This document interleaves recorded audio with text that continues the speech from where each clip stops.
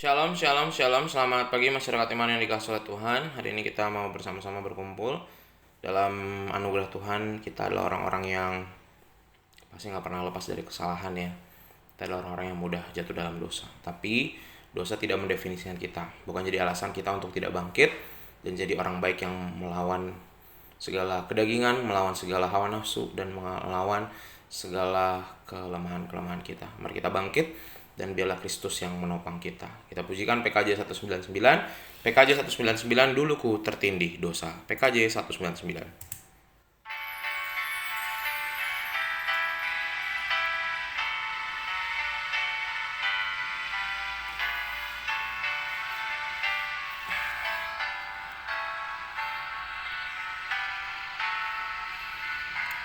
Dulu ku tertindih dosa,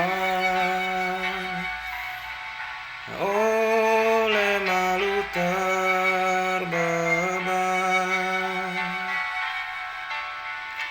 Tangan Yesus menyentuhku, diubah diriku olehnya. Dijamahku, dijamah, meluap sukacitaku. Tuhan Yesus menjamahku, diriku ciptaan baru.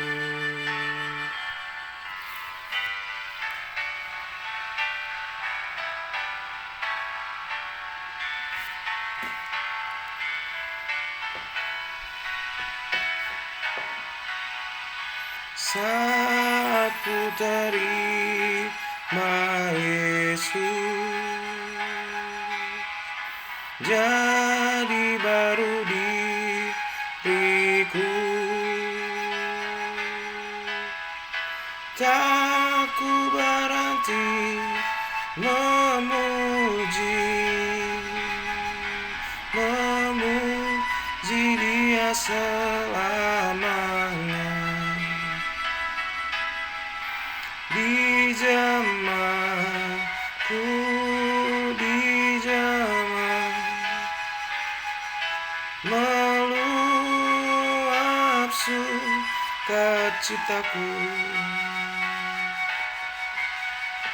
Tuhan Yesus menjamahku, diriku ciptaan baru. Mari kita bersatu dalam doa. Tuhan, terima kasih kalau Tuhan menjamah hidup kami, dan sebentar kami mau dijamah oleh kasih setia Tuhan melalui firman. Kami serahkan pembacaan firman-Mu, hanya dalam nama-Mu kami berdoa dan bersyukur. Amin.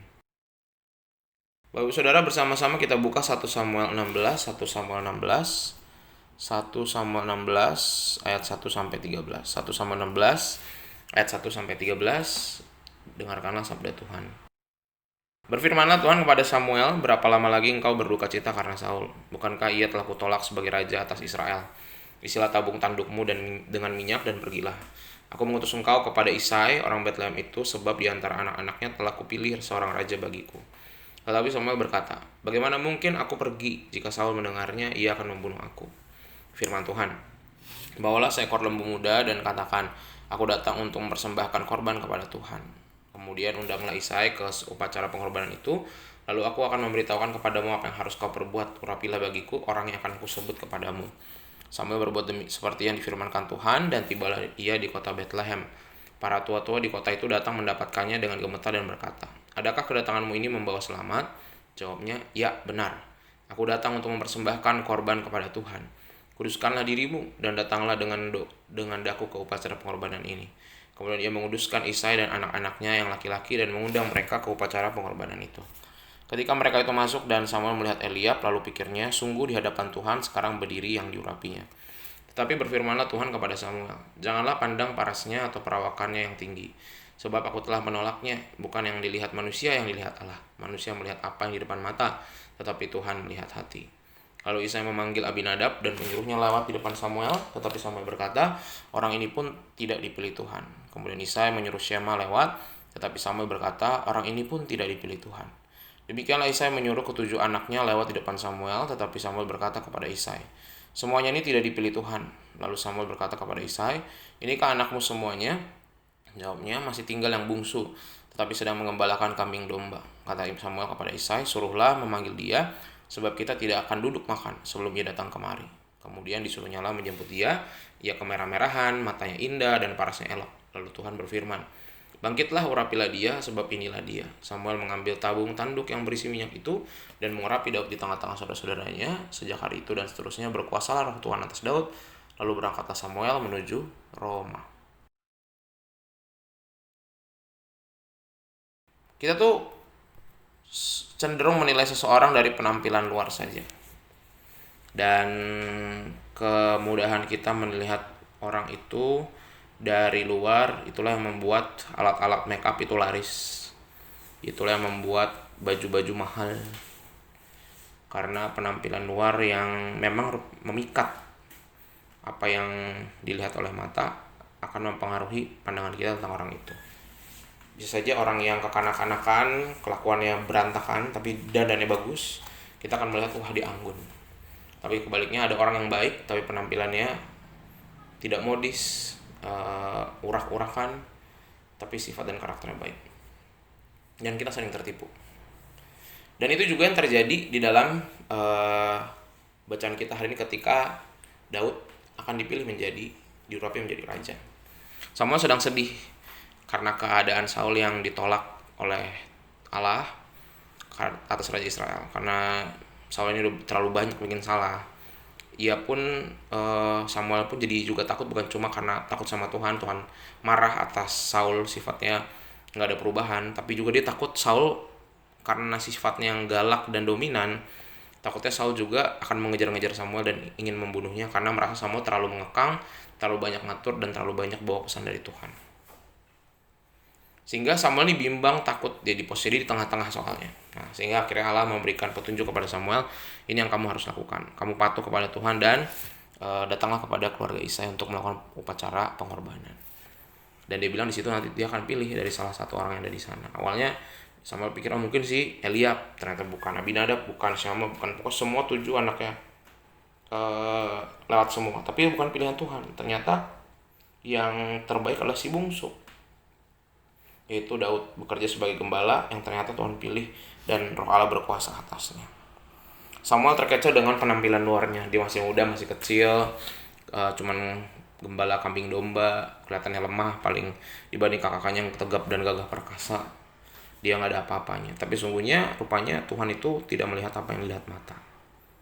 Karena kadang-kadang apa yang dilihat mata tuh cuma penghias aja, bukan apa yang sebenarnya. Dan Tuhan selalu melihat lebih sampai ke hati. Dan dia tahu bahwa potensi Daud ini luar biasa. Nah, Bapak Ibu Saudara, sehingga hari ini kita mau belajar seperti Tuhan ketika memilih Daud. Kita mungkin juga sama seperti firman Tuhan di minggu kemarin saya sampaikan kepada jemaat di Pamitran, bahwa kita jangan melihat segala sesuatu dari covernya, jangan melihat satu dari bungkusnya aja. Dan kita percaya bahwa kadang-kadang menilai seseorang itu jangan cuma lihat dari luarnya aja, tapi lihat sampai kedalaman hati, lihat sampai ke hal-hal yang sudah dilakukan. Kita lihat segala kebaikan yang dia perbuat, sehingga kita bisa melihat jauh lebih dalam. Belajarlah melihat dengan hati, belajarlah melihat lebih dalam. Tuhan mampukan kita. Amin. Mari kita berdoa. Tuhan, terima kasih melalui firman-Mu hari ini kami belajar tentang apa itu melihat bukan hanya dari luar. Kadang-kadang kami tertipu sama mata, dan ajarkan kami untuk bisa memahami, melihat segala sesuatu lebih bijak, dan mampu melampaui apa yang ada di depan mata. Berikan kami hikmat-Mu ya Tuhan, agar kami boleh menjadi orang-orang bukan yang dangkal karena melihat apa yang di permukaan, tapi bisa melihat sampai jauh ke dalam, sehingga keputusan yang kami ambil, relasi yang kami bangun menjadi keputusan yang baik dan relasi yang mendalam. Kami serahkan hanya di dalam nama-Mu, kami berdoa dan akan senantiasa bersyukur. Haleluya. Amin. Selamat pagi. Tuhan Yesus memberkati, tetap bersemangat.